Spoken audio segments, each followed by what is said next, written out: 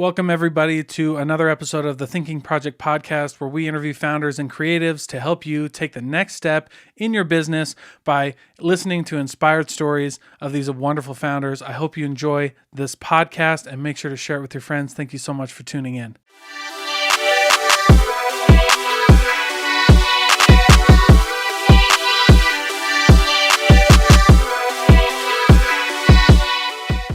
All right. Thanks for joining me, Sterling. I really appreciate you being here and taking the time. Happy to be here. Thanks for having me. Yeah, absolutely. So I know that I've been following you on LinkedIn for a while. You're the CRO of Divvy right now, but you come from a long line of startups and scaling startups. But why don't you just give us the quick intro for you and the quick, high level version of your intro?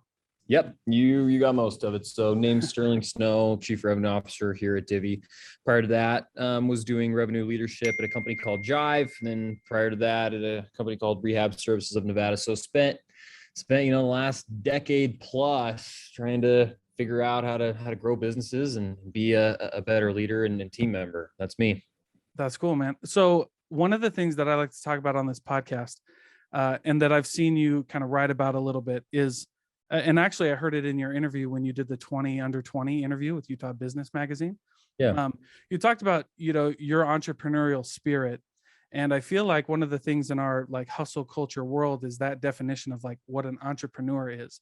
And so I'd love to hear your thoughts on like what that means to you and like how you define an entrepreneur, because it feels like it's more than just like starting your own thing and running your own business. Yeah, so it's a good question, right? And I will tell you that my answer sort of evolved over time. I think that I would have said, hey, the entrepreneur is the person who, works 26 hours a day on growing their business and goes at it that way. As I've kind of learned and evolved a bit, I think that entrepreneurship is chasing what you want to chase the way you want to chase it. So for some people that really legitimately is, you're going to work all the time. You're going to like growth at all costs. You're going to go and do that. That's what you want to do. And then for some people it's, well, how do I get to like a 4-hour work week? Everybody is building something different, and entrepreneurship is taking ownership of what you're building and being proud and happy of it. So it's not somebody else's definition of success or entrepreneurship. It's yours. So yeah, that's kind of how the answer to that has evolved for me over time. But simply put, it's entrepreneurship is whatever you're building. Yeah. And I like that, we can talk about this, especially as like, because I just feel like a lot of people get lost in this. Like they want to have this entrepreneurial drive, but maybe like starting their own business isn't really cut out for them. Maybe it's like being, I think I heard Tom Bilyeu say once, it was like being a linchpin. You know what I mean? Yeah. Like helping, like being that cause, like to show what you're really made of, and like, instead of, and having that, I think you put it as like a chip on your shoulder puts the chip in your pocket. Right. Yeah. And just like helping scale things. I think that's great. I mean, what do you think has changed in the conversation around entrepreneurship that would lead people to think like the only way is to, work 100 hours a week or whatever? So here's the thing. I don't think that you can achieve extreme outcomes without going to the extremes. Mm-hmm. And so I think in extreme outcomes, like, billion-dollar companies and massive exits and IPOs and things like that, I think are what tend to sort of grab mindshare for us. Mm-hmm. Right. And I love that personally. Like I do, that is what I like to be a part of and what I like to build, but that doesn't mean that it's the only way. Right. Mm-hmm. And in fact, there, like I said, there's a plethora of different ways, but I think that people tend to think that that's the only way because those are the ones that get talked about the most. They kind of get all the glory and the gratification, but for everyone who grinded their faces off and had a really successful outcome, there's someone else who figured out that what they wanted to do was fish and golf and spend time with their family while, making 100K a year passively from their business. And they're not winning any less. Their definition of success is just different. And you don't hear about that one as much. So I think it's more just what tends to cross our news feeds at the end of the day. And that's the challenging part. That's also why it's important to decide for yourself what success is. Don't try and copy someone else's version of it, because it's a dead end road. Yeah, absolutely. There was a couple things you said in there that really stuck out to me. But one, and that you talk about kind of frequently, that I've seen on like your Twitter and LinkedIn and things like that, is like finding clarity in your life. Yeah. Right. And I think what you were just talking about is like that definition of like really finding, like being clear on what your goals are and where you want to go in life. And so something that you talk about quite a bit, I'm curious to hear about your insights on how do you find clarity in your goals and in your life? Yeah. So this is a really good question. The learnings for me have come from watching people who I really respect and just being like, well, what are they doing different than me? Because a lot of times you'll notice they're not like that much smarter or that much more experienced or anything. And so you're kind of trying to figure out, well, what's making you different than me? And in like asking that for years, one of the things that I identified is people who are very purposeful, very proactive. So it's pretty easy for life to just happen to you, right? You graduate from school, you get a job, before you're 45, and like it just kind of tends to happen to you day after day. You go through these motions. The people who I ended up really admiring and respecting had an ability to like, okay, I'm gonna press pause here. This is where I'm at. Am I on the path that leads to where I want to go? And if so, great, I'm going to keep doing it. If not, okay, I'm going to make changes. And you asked about clarity, like how do you actually do the work of understanding where you want to go? I think that's an incredibly challenging conversation. By the way, it changes too. Mm-hmm. What I want today, I'm not 100% sure is going to be the same thing that what it's going to be what I want in 2 years, 3 years. It could change. So the big thing there is taking the time to do the work and be honest with yourself, because it's so easy to be like, well, I want big houses and fast cars, like riches and fame. And like, okay, that's everybody's answer. What's your answer? Mm-hmm. And actually do the work to craft the life that you want to have. So doing the work is one thing. And then the second thing is frequent check-ins. Check in with yourself every quarter, every month, whatever your cadence is, and say, okay, this is what I thought I wanted. Is it still what I want? And don't change it just because it's hard. Of course not, but change it if you literally have had a shift in your thinking or your utility set. So that's kind of how I think you get to clarity, is you spend a lot of time wrestling with it, and then you have frequent check-in points, because it's not stagnant. We're not stagnant beings. Right. Well, and that's the hard part. I mean, that's probably the question that I hate the most. And like, if you're interviewing for a job or something, like, where do you see yourself in 5 or 10 years? And it's like, yeah. I don't know, man, because, I'm 28 and I love how you said that, because I feel like the same way. Like my goals have changed, not because it's been hard, but because like I had these pivotal moments where I'm like, I was on the right path and I needed to be on that particular path to get to the point that opened my eyes to like, oh, this is actually, what I want to be in, and things like that. So I really appreciate that. I think people just get lost in this clarity. And I think you're right. Like they just like want to be someone else. You know what I mean? And that was the point of this podcast. That was the thesis behind this, is like, stop focusing on I don't know. People just, I think they focus on like the big people like Jeff Bezos, Warren Buffett, sure. Elon Musk, et cetera, right? Because that's all they know. But then they listen to a podcast and meet people like Sterling Snow, right? Who are like, oh, hey, this is different, but he's living the life that I can see myself actually living. You know what I mean? Yeah, for sure. Yeah, no. And an interesting point that I think you just articulated there is when it's important to have an answer about what path you're on. Like, where do I see myself in 5 years?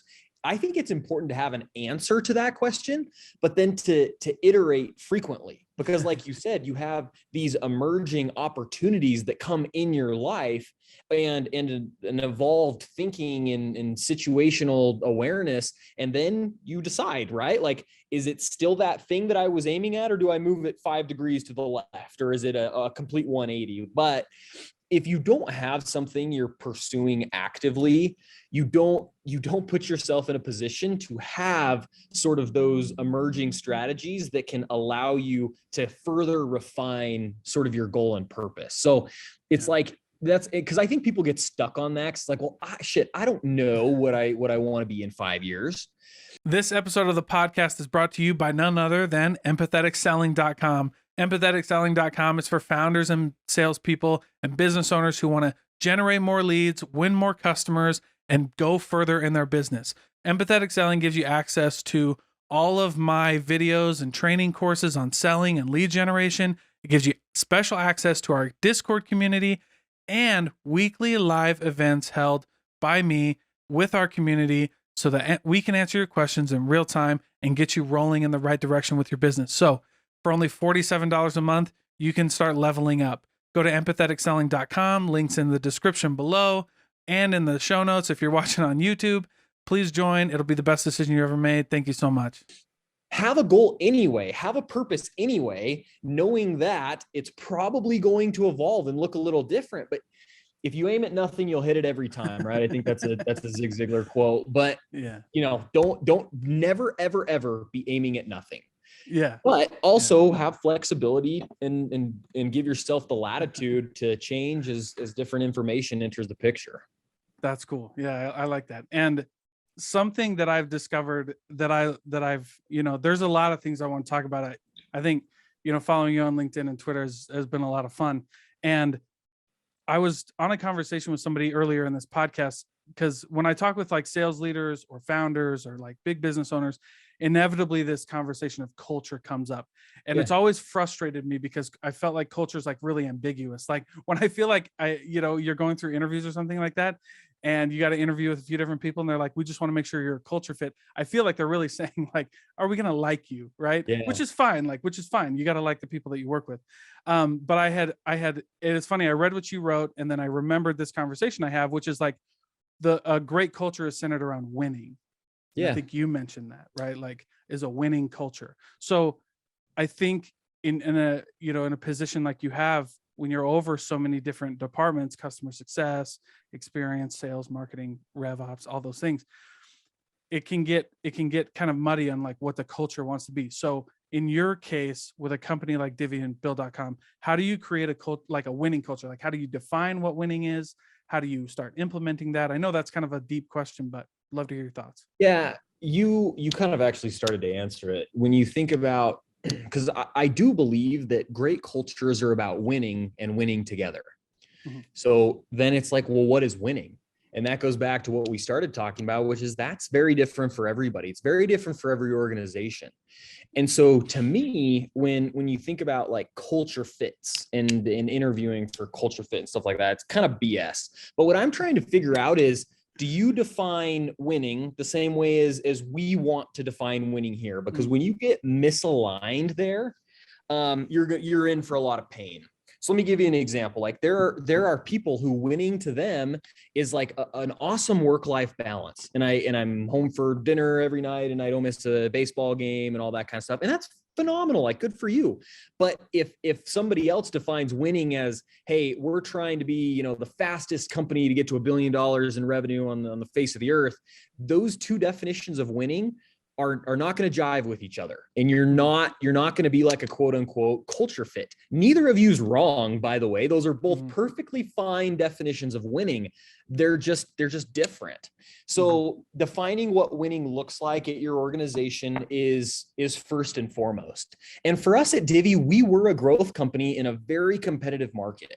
I mean, we raised almost $500 million of venture capital and we went for the moonshot.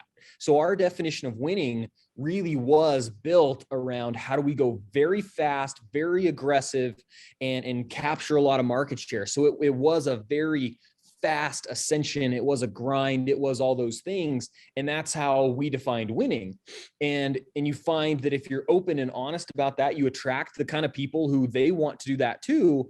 And that's their definition of winning as well. And they want to be a part of that. But where I got it so wrong for so many years is I was like, that's the only definition of winning. You know, I want to be Elon Musk, you know, even though, you know, the delta between me and Elon Musk is, you know, the difference between like Michael Jordan and a junior jazz player. But like, you know, you kind of like, you want to get there. And so I think that it's winning is defined by the individual and by the organization. And when those match, you can have a really good culture. And then it's focusing on, well, how do we go out and execute against our definition of winning and what the job that we want to accomplish and the things we want to do together. So those are kind of the thoughts on culture and winning and how you do that. Yeah, because, you know, I used to describe it to people because that's what I came up with, right? Was like, you know, what does culture mean? And I think when I, you know, it was reinforced when I saw you write that. It was reinforced when I heard another founder talk about that. And then it just made sense. Like, you know, if like you're playing a college sport or something, right? Like you're trying to find the team that fits your version of winning, whether that's like a good education and going to the NFL or whatever, right? Like, so I appreciate that. And I just, you know, it kind of goes back to that conversation of like, what does success look like for you? Like some people it's like, you know, fishing and making passive income. Some people it's like grinding and scaling startups or whatever, or having this job. And I think people just get so confused that there's like, that this is the definition of winning. And if I can't write, you know, if I can't write a viral post on LinkedIn about my life, then, you know what I mean? Then it's like not worth it. Yeah, right. Totally. It's crazy. Totally. Yeah. And you know, that's kind of one of the curses of humanity, right? Is comparison and stuff like that. And the truth of it is we're all running a very individual race here. And you shouldn't waste any time running a race that you have no interest in actually winning. Right. So like I said, like you were saying, there's people who their definition of winning is like, it's having a phenomenal work-life balance and getting to spend lots of time on passion projects and family and stuff like that. And hell yeah, like good for you. But like don't waste any time saying, well, I want to go do venture-backed startups and go swing for the fences and stuff like that. It's just, that's a waste because that's not actually winning in your eyes. Right. So anyway, I get a lot of that with leadership too. People are like, well, what do I need to do to be a senior director, a VP or something like that. Right. And like, I can tell you, but you need to know if that's actually what you want. Do you actually want to have more stress, more time committed, more, you know, all of those things? Half the time, you know, you make less money. Like, do you actually want to do those things? If you do, I'll tell you the good things. The good things are you get to grow and you get to develop and you get to have an impact on more people, stuff like that. Like, it's not like it's all bad, but do you actually want the burden of leadership, or do you just think you're supposed to want it? Like, there are so many people who would be happier if they would just admit to themselves what they actually want. Yeah, which goes back to our conversation of clarity, right? And I didn't mean to interrupt you. Yes, no, exactly. It's like, what do you actually want? And admit it to yourself, and then be very shameless about it. And by the way, that goes on both sides. If you want to be the next Elon Musk, say it, own it, go act like it, go work on that. If you actually just want to be a solopreneur that gets to have the ultimate amount of freedom and flexibility, then go work on that. But admit it to yourself, and then be shameless about trying to chase it. Be trying to win whatever your definition of winning is. Yeah. I love, you know, there's that, I mean, there's so much about what you were saying that just resonated, because it really is. It's like, get clear on what you want, start working at it. And you know what I found is like most people like that I talk to in this podcast and things are like, they have that. They like, I want to do this. And then, you know, I read that book called The Subtle Art of Not Giving a Fuck by Mark Manson. Mm-hmm. And in there he was talking about like, the question isn't how bad do you want it? It's what, like, how much are you willing to suffer to get what you want? You know what I mean? Like, that's a different question. Not like, because I want it really bad, but am I willing to suffer for it, right? Like people ask Yeah. me about the podcast all the time. It's like, you got to be willing to get rejected and have really shitty Yep. interviews sometimes.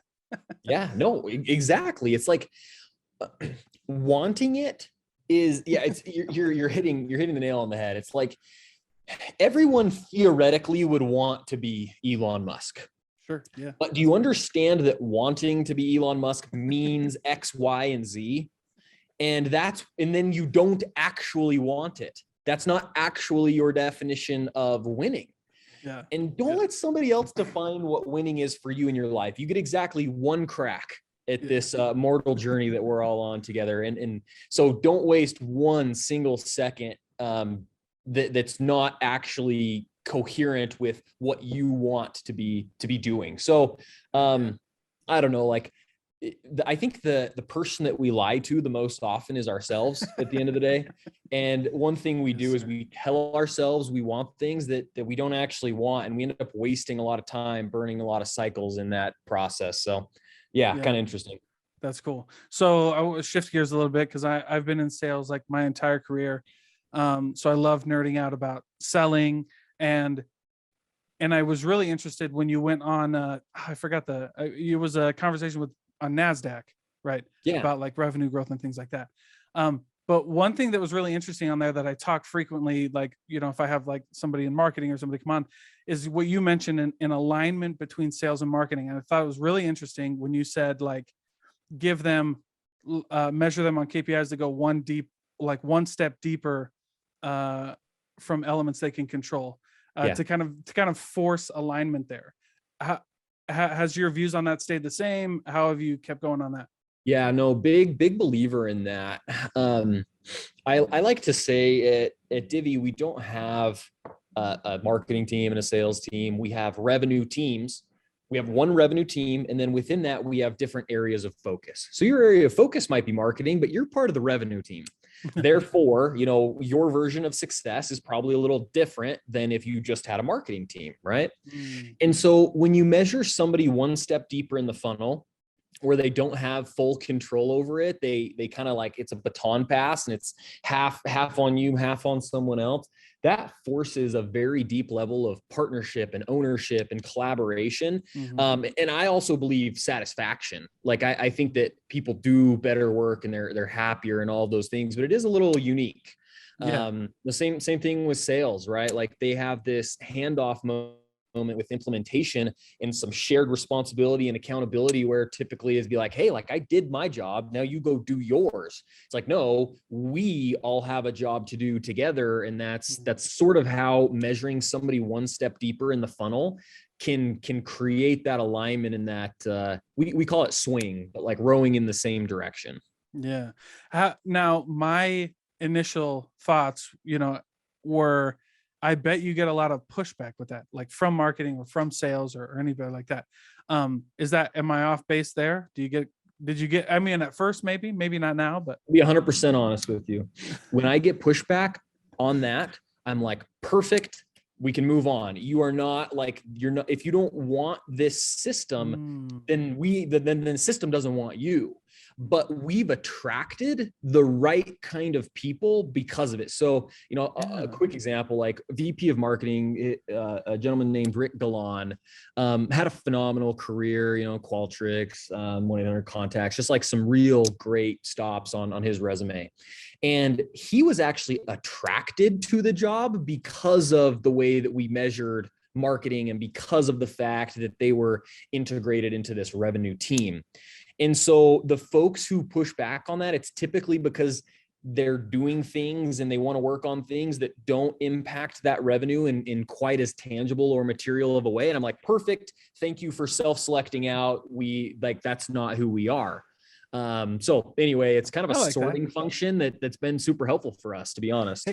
Hey, that's great though, because if you get somebody who's willing to do that and like willing to partner, then that's great. I mean, that's kind of like in sales, right? Like you would rather know in the first 5 minutes of a deal if we're not a fit than in the you know what I mean? Then when like even in sales, the second best thing that can happen is to get a fast no. Like that's literally the second best thing that can happen. Same thing with interviewing. What you would hate is because that doesn't mean they're not smart. just Right. because they don't Sure. want to, it doesn't mean they're not smart. So you could go through a whole interview process, fall in love with somebody, get them in, and then, oh, this isn't actually what you want to be a part of building. And then you have a pretty crappy situation on your hands. But yeah, like you said, getting to a fast understanding of like, oh, this wouldn't be a fit. That's amazing for the candidate and for us. Yeah. It's like, cool. Yeah. I mean, at the end of the day, you don't want to go through all of that for nothing. So I Yeah, really totally. like that. And then, um, yeah, I mean, that kind of alignment between sales and marketing, because that's a hard alignment to get, but it seems like you guys have figured it out. Yeah, I mean, it's something you work on every day. But Yeah. yeah, I think that we have phenomenal leaders and team members who they think and they act like that. And that's very much become the ethos and the culture. And then it doesn't mean you're not still working on things together, but we work on them together. There's no like finger pointing or you didn't do this or I didn't do that. It's very much how do we come together and how do we work on these challenges? That's cool. I like that. And you talk a lot about books. I saw a while ago you were asking for like book recommendations. I think that's great. Yeah. I mean, there's so many smart people out there in conversations like this and stuff like that. You really like if you can kind of leech from the wisdom of crowds, that's a good spot to be in. So yeah, definitely love reading and love when people recommend books to me too. That's cool. What book? I'm gonna flip it. What book do you recommend to people the most? So it's a very popular one and most people have read it by now, but the number one book that I recommend and that we have people read here at Divvy is Extreme Ownership. Jocko Willink. Yeah. It's just like everything in my view, every single thing about being successful in your work life or your personal life starts with accountability and ownership. And that's what that book teaches you how to do. So anyway, that's like the one that everybody should read to start with for sure.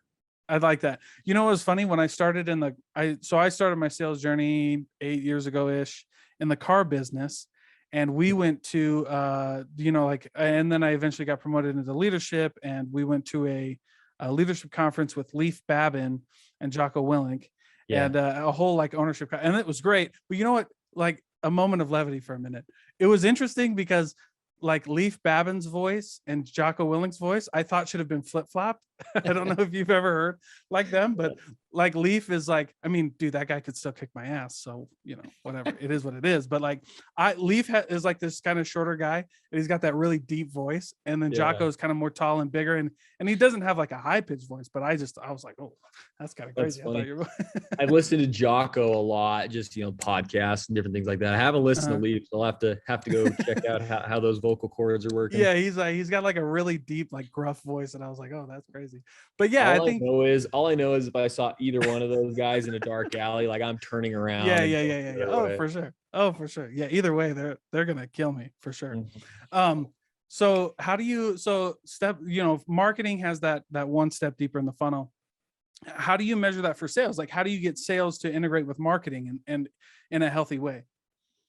Yeah, well, I mean, sales actually, like you kind of get forced if you're good at sales, right? And if you're a sales leader, you understand that partnership is your lifeblood and you need to partner with them. Like you need to understand what their goals and systems are and how to work through those to get what you need.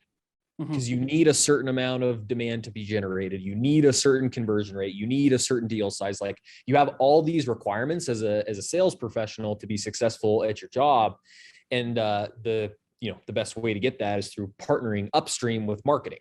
And so smart people understand that and they work on that. And, I think Woody Clemenson's the gentleman who runs all of our sales here. He's like phenomenal at that. But where does he spend most of his time? He spends it between finance and marketing. And because if he's got the model tuned in and he's got the marketing relationship set up, then, the actual selling part becomes, I don't want to say easy. It's never easy, but it becomes easier. And certainly your odds of success improve if you partner with those folks that are actually responsible for handing you the baton. Yeah. I think the lesson I learned too late in sales that I wish I would have spent more time on is marketing. Like I didn't understand, like, sales, like we do the thing, like we're the guys and the girls, you know what I mean? And then I realized really quickly, like, oh wow, this marketing thing is a lot harder than I thought it was going to be. Oh yeah. And by the way, I think every good partnership starts with mutual appreciation, right? Yeah. And nobody can look and say, well, your job's easy and my job's hard, or your job's not important and mine is. Like it all starts from sort of a basic understanding of the importance and the value that somebody else is bringing. So yeah, I agree with that. I think it's very common in sales to not have a good understanding of marketing, maybe in some cases not even really an appreciation for it. It's like, oh, you're like the fake salespeople that don't actually do anything. And that's true in some organizations, right? Yeah. But the good partnerships are based on sort of that mutual admiration that should be there between two high performing teams. That's cool. So in a startup, you're what I mean, do you try to bring both of those positions on at the same time? Do you try to bring a marketer and a salesperson on at the same time? Or do you have to, like, because here's what I've seen a lot of, like, people either rely on one end or the other end. I haven't seen a real mix at the beginning of these. Yeah, totally. I try to give marketing a little bit of a head start, just because like you want that engine to be going a little bit before you start building out sales. But it's not perfect, right? And it's very situational. It depends on, how big's the company, how much money have you raised, like stuff like that. But in a perfect world, you'd give marketing like a 3-month head start. And then you'd start bringing on like sales leaders and sales professionals to start converting that demand. But, that's kind of in an ideal state. It rarely happens like that. Sure. Yeah. And you got to do what you got to do. Sometimes you got to, like, maybe, sometimes you do just got to start selling. We got to see if there's like an actual need for this.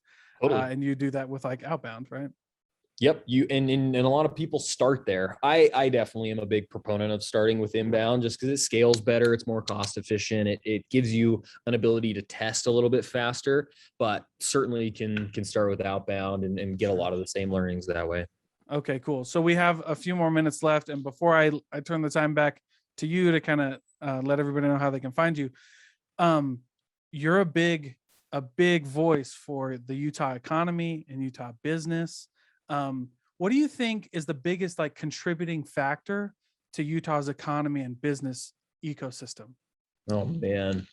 So a really good question. I would agree. Utah's definitely seeing a lot of really cool growth and momentum right now. The biggest reason for that, at the end of the day, I think you have a high concentration of people who want to build, people who are kind of drawn to this idea of building and scaling and a pretty high tolerance for like risk and stuff like that. And I would just say that culturally, Utah, a lot of people who think and act like that have ended up in Utah. And so when you have a high concentration of people like that, businesses start sprouting up all over the place. And then once you have one business that's successful, where 100 people got to see how it was successful, and those people go out and you kind of get a little bit of a flywheel going on in the ecosystem. But I think the single biggest contributing factor is just the kind of the biological makeup of the people who live here. I think you've got a lot of people who just want to build. Yeah. Who just have a lot of grit and a lot of spirit. And you know what? It's cool to see that, because, I talk to a lot of founders and they're like, mine is the coolest idea ever. And I'm like, for sure, in your mind, right? But like, you gotta, and I don't want to call it any names, like I'm not trying to make fun of people, but you have to have like a healthy level of, like, what's the word? Maybe like delusion or something, that you can make it. What do they call it? There's actual like research about it with founders. It's called reality distortion field, I think is what it, like the name of it is. But yeah, I mean, so like, but it's healthy, like, you know what I mean? Like, super healthy. But I look at Blake Murray and Alex Bean, who started Divvy. And these are guys who were basically like, hey, yeah, I think we can start $1 billion business doing, credit cards for other companies, corporate cards, and making expense management free. And I'm like, when you have that thought and there's no product, no people, no nothing, that's not a rational thought. you have to be irrational to accomplish something that's pretty extreme. Yeah. So I mean, I love them. I love founders to death. I like have a reverence for them. They're like a sacred being because they turn nothing into something over and over and over again. That's pretty freaking cool. Yeah, that's awesome. No, and it's just cool to see that in Utah. Like there's so many, and it's wonderful. And yeah, it does. I think you're right on the flywheel idea because it definitely is contagious. Like you're like, whew, this is cool, right? Like this is Yeah. unique. And that's really fun. Well, Sterling, I really appreciate your time. I really appreciate all the nuggets and the wisdom that you shared. Feel free though, how can people find you if they want to get involved with you? Where's the best way to do that? And then if they want to get involved with Divvy or anything like that, how do they do that? Yeah, Dalton, you mentioned it. I'm pretty active and annoying on LinkedIn and Twitter. So just Sterling Snow, Divvy. You can find me, follow me there. Happy to share whatever I'm thinking about at the moment. But yeah, and then Divvy's a cool product for anybody who has a business. It's a free service that allows you to budget, manage spend, have a corporate card program. So we love anyone who wants to use us to come on board for that too. And I appreciate the conversation. Thanks for having me. It was a lot of fun. Absolutely. Thank you so much.